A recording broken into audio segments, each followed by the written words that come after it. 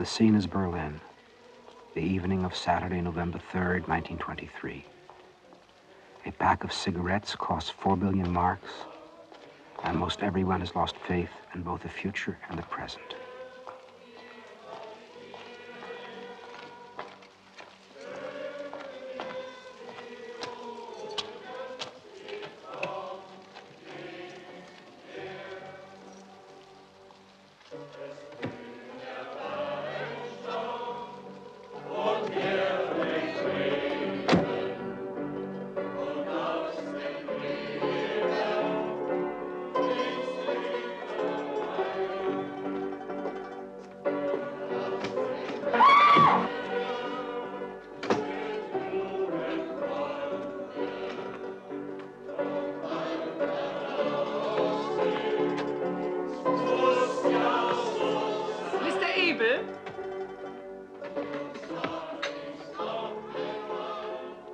Your brother is already at home. This is for both of you. Thank you, Frau Hempstead. Thank you.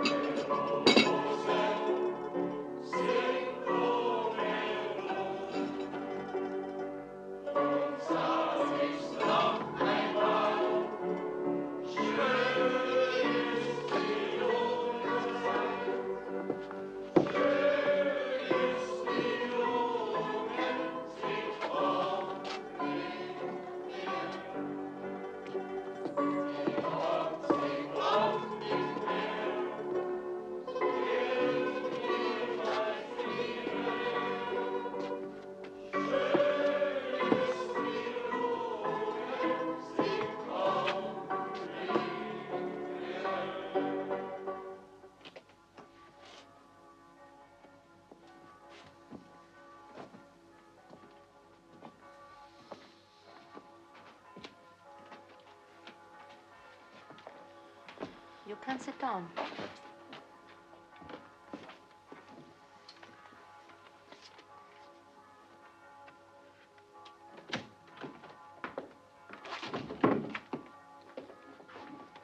So, you don't speak German at all? Damn nonsense. Scheiße. Freund, Dost has her Sunday ruined. What's your name? Abel Rosenberg. I'm 35. I was born in Philadelphia. My folks come from Riga in Latvia. My brother Max and his wife Manuela, the three of us came to Berlin a month ago.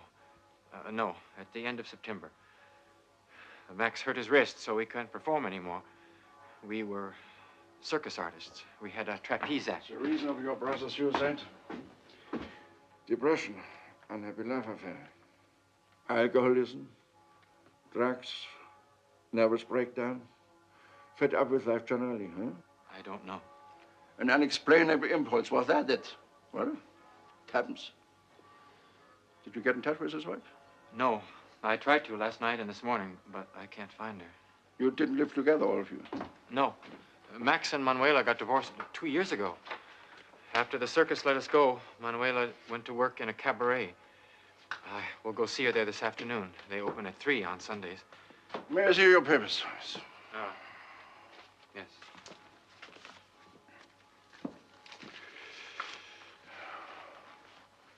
You're Jewish? Why? Nothing. I was just curious. You may now go. Thank you. What are your plans? How long will you stay in Berlin? As you know, there's great unemployment. We're not going to take care of you when your money runs out. Yes, I know. Goodbye, Mr. Rosenberg. Goodbye, Inspector. Goodbye, Fräulein Dorst.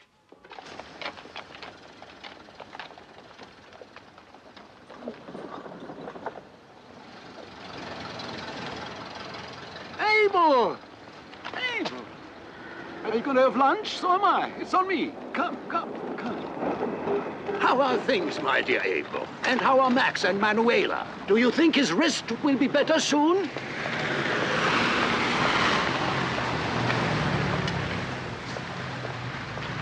We all miss you, you know. The circus needs you. I suppose you're wondering what I'm doing here in Berlin when the circus is in Amsterdam. I'm looking for new acts, my boy. Come in.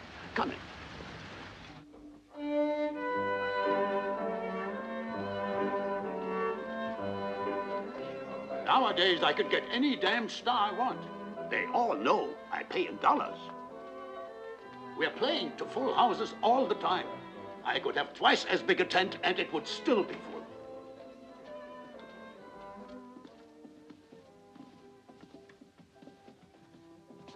Bitte sehr, Herr Direktor. Suppe, Hasenbraten und Bier. Jawohl. Eine Flasche Schnaps auf den Tisch. Wie gewöhnlich, Herr Direktor. Ganz in den Scheiß weg da. Look what I read in the paper this morning. I'll try to translate it. Listen to this. Terrible times are at hand when circumcised anti-Christian Asiatics on all sides are lifting their gory hands to strangle us. The massacre of Christians by the Jew Isaac Blum, alias Mr. Lenin, was enough to make a Genghis Khan blush.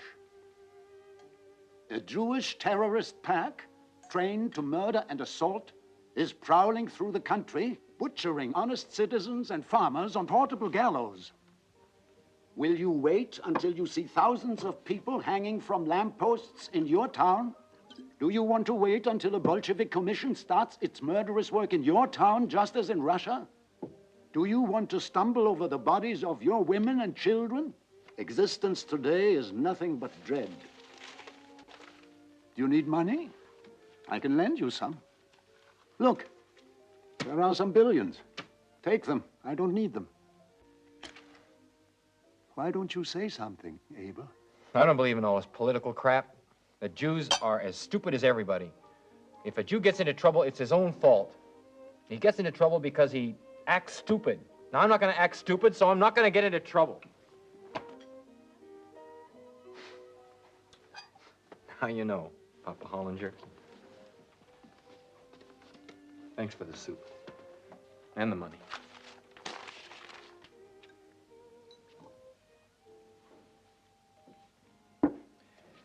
I have to meet Manuela at 4.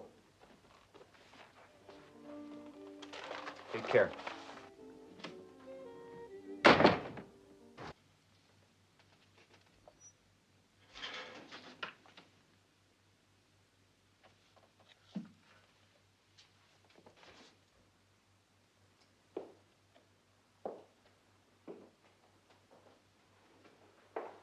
I think it's better I lock the door, so that no one will disturb us.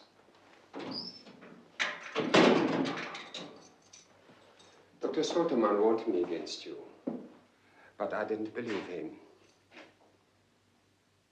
You say nothing. Look at the screen and you'll see some interesting pictures. They were taken during our experiments here at the St. Anna Clinic. This is a resistance experiment. This woman, 30 years old, volunteered to look after a 4-month-old baby with brain injury, who screams day and night. We wanted to see what would happen to this completely normal, fairly intelligent woman if we shut her in with a child that never stopped screaming. As you see, after 12 hours, she is still quite self-possessed. Now, however, 24 hours have passed. We can see now that she is affected. Her sympathy for the sick child has been wiped out. Her feelings replaced by a deep depression, which in its turn paralyzes every initiative. She has left the child to its fate. Here we can see quite clearly that the thought of ridding herself of the child has developed. But it took another 6 hours before she carried out her intention. A remarkable resistance. Unfortunately, our camera didn't manage to document the actual deed. Our technique has not been quite perfected. You would like to see more, wouldn't you? Ich heb jetzt mal den Kopf an. Versucht mal seinen Kopf zu bekommen.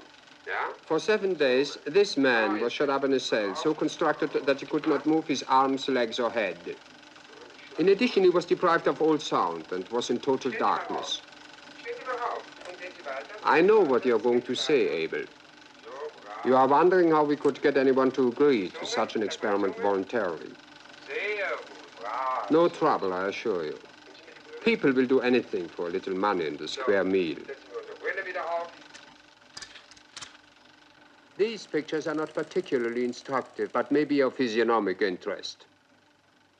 The subject was given an injection of thanatoxine, a drug that produces violent anguish. What you will see is someone subjected to unbearable agony. Here you see him just as he's given the injection. You notice that he is quite balanced and is laughing and joking. An unusually nice boy, incidentally. He was a student of political science at the university. We are now at the condition of dread, which is getting worse and worse. In a few moments, he'll commit suicide. Watch carefully, it happens without any warning. He picks up the revolver. You can't see it properly. Now you can see it.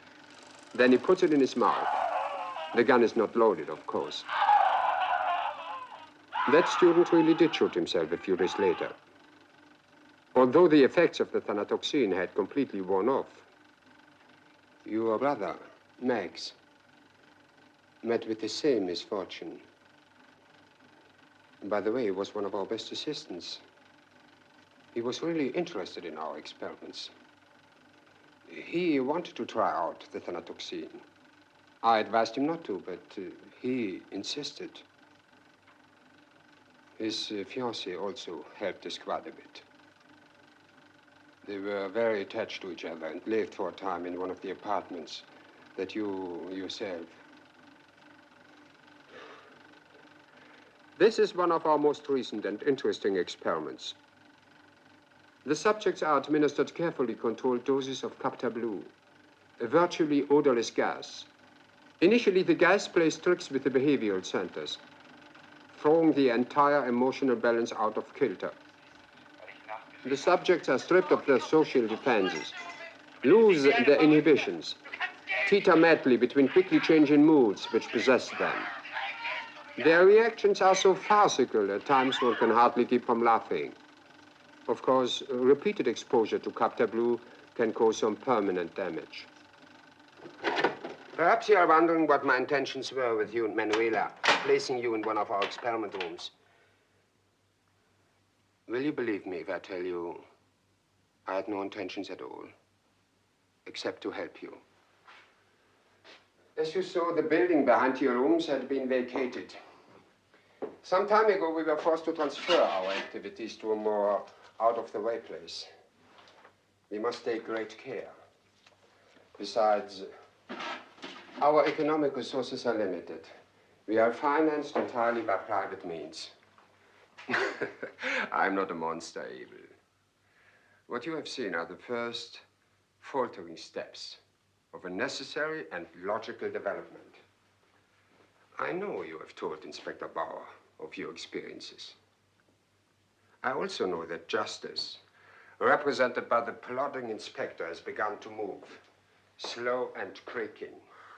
He'll be here soon with his police and his rusty guns. But in a few moments, I'll bite on this cyanide capsule. I did consider burning the archives and destroying the results of our work, but it seemed too melodramatic. The law will confiscate our results and then file them. In a few years, science will ask for the documents and will continue our experiments on a gigantic scale. We are ahead of our time, Abel. We are to be sacrificed. It's only logical. In a day or two, maybe even tomorrow, the national units in South Germany will attempt a revolt led by an incredible scatterbrain called Adolf Hitler. It will be a colossal fiasco. Herr Hitler lacks intellectual capacity and method. He doesn't realize what tremendous forces he is about to conjure up.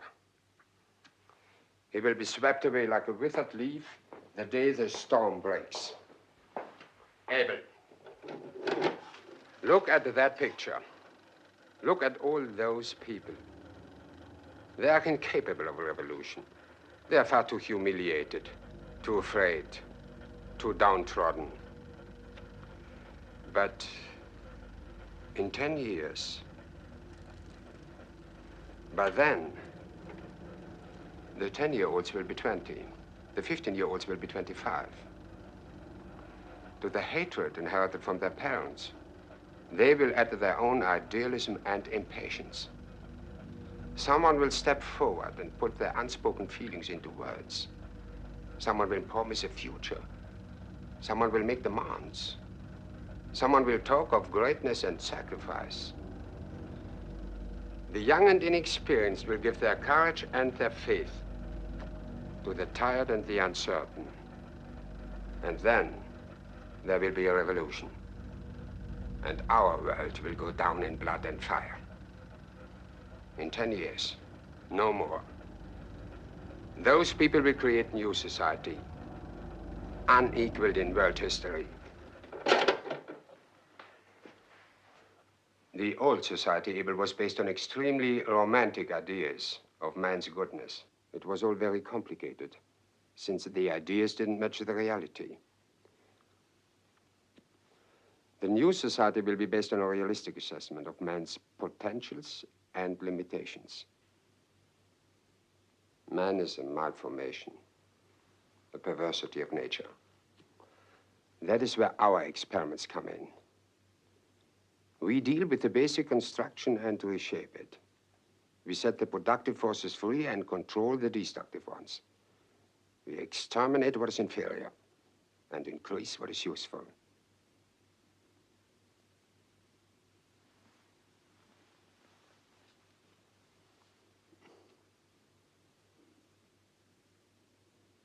I always liked you and Manuela. She showed an affection for me, which I hope was sincerely meant.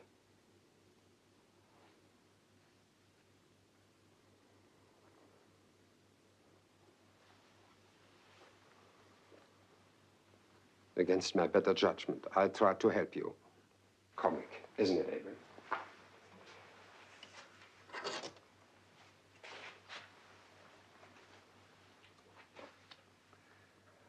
One day you can tell all this to anyone who is willing to listen. No one will believe you. Despite the fact that anyone who makes the slightest effort can see what is waiting in the future. It's like a serpent's egg.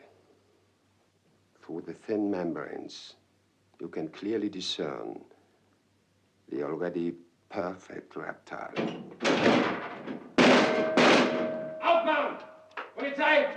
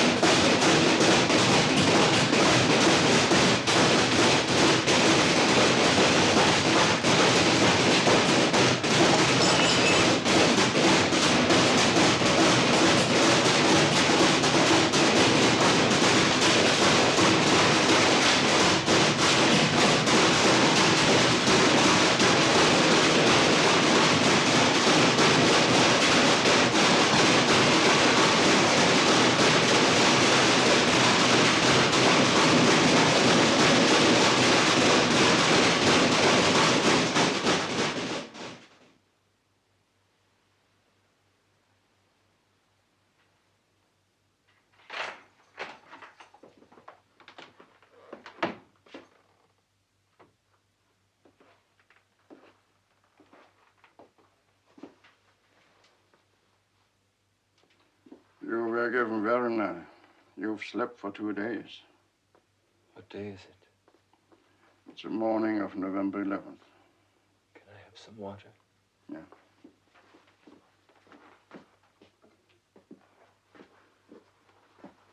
I've been in touch with Hallinger. He thinks he can use you in his circus. The German state will pay for a train ticket to Basel. That's where the circus will be for the next 2 weeks. I take it for granted that you will accept his kind offer, huh? I think so. No. It would be the simplest way, Herr Rosenberg.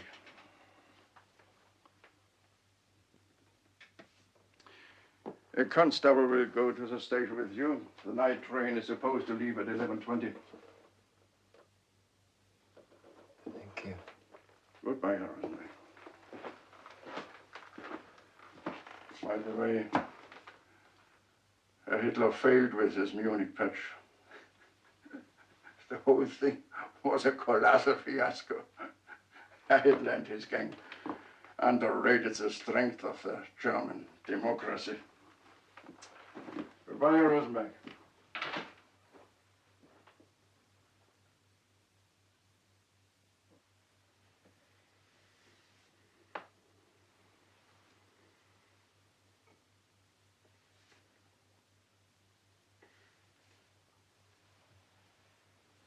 On the evening of Sunday, November 11th, Abel Rosenberg escaped the police escort, which was taking him to the railroad station.